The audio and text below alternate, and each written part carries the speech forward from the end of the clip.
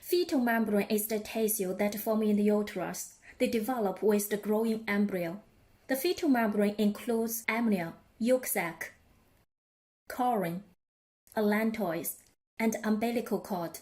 All of them have the same origin with the embryo, but they don't participate in the formation of the embryo. The placenta and the fetal membranes perform the following functions and activities: protection, nutrition, respiration, excretion of waste products, and hormone production. Shortly after birth, the placenta and the fetal membranes are expelled from the uterus as the afterbirth. The first two fetal membranes to form are amnion and yolk sac.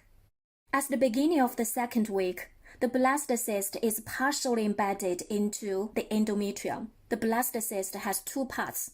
The outer cell mass is called trophoblast, as the inner cell mass is called embryoblast.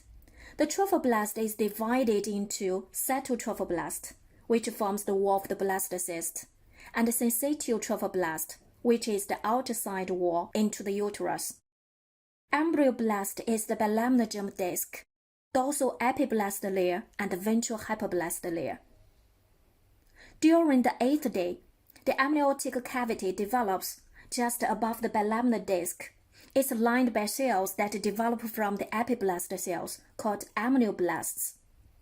Amnioblasts are from the epiblast cells form a fetal membrane called amnion. It's a layer of a thin transparent membrane surrounding the amniotic cavity, which separates from the cytotrophoblast. It's composed of amniotic cell layer and outer extra-embryonic mesoderm layer. During the 9th day, hyperblast cells start to migrate to form a fetal membrane lining the blastocele, which forms the wall of the primitive yolk sac. The primitive yolk sac is filled with vitelline fluid, nourishing the embryo during the early stage. By the 10th day, some epiblast cells differentiate into extra-embryonic mesoderm, eventually creating a thick layer extra-embryonic mesoderm between trophoblast and amniotic cavity and yolk sac. Then, over time, spaces start to form in the extra-embryonic mesoderm. Finally, these spaces fuse to form one large cavity, called extra-embryonic coelom or chorionic cavity. Extra-embryonic coelom continues to expand, and eventually, a thin layer of extra-embryonic mesoderm lines the outer surface of the amnion, yolk sac, and inside of the trophoblast. In one part, space doesn't form. This part is connecting stalk, by which the embryo attaches to the trophoblast. Although the amniotic cavity is at first smaller than the blastocyst cavity, during the further development, it expands steadily. By the 8th week, the amnion encloses the entire embryo and envelops the connecting stalk and the yolk sac, crowding them together and giving rise to the primitive umbilical cord. The yolk sac is connected to the primitive umbilical cord by stalk. At the end of the 3rd month, the amnion has expanded so that it comes in contact with the coryn, obliterating the chorionic cavity. It's a layer of a thin transparent membrane. The amniotic cavity is filled with a clear watery fluid called amniotic fluid. Amniotic fluid is produced in part by amnioblast cells. Some fluid is derived from maternal blood. Fetal urine is added delayed to the amniotic fluid after the 5th week. Meanwhile, the fetus swallows its own amniotic fluid.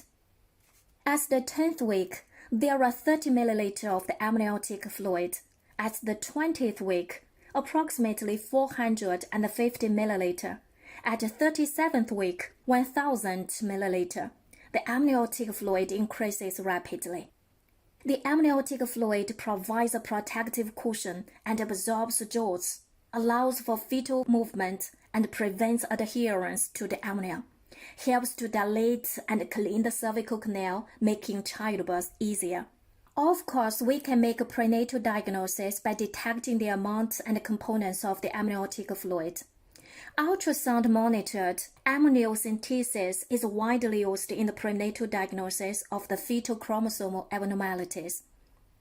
If the amniotic fluid is more than 1,500 to 2,000 milliliter at 37th week, it's diagnosed as polyhydramnios, suggesting anencephaly, hydrocephalus, or esophageal atresia. If the amniotic fluid is less than 400 milliliter, it's diagnosed as oligohydramnios due to the renal agenesis or urethral atresia. It can cause clubfoot or lung hypoplasia. Premature rupture of the amnion is the most common cause of the preterm labor. Well, this is the amnion. Now share one case. An ultrasound at 8th month gestation shows too much space in the amniotic cavity. What is this condition called? What are its causes?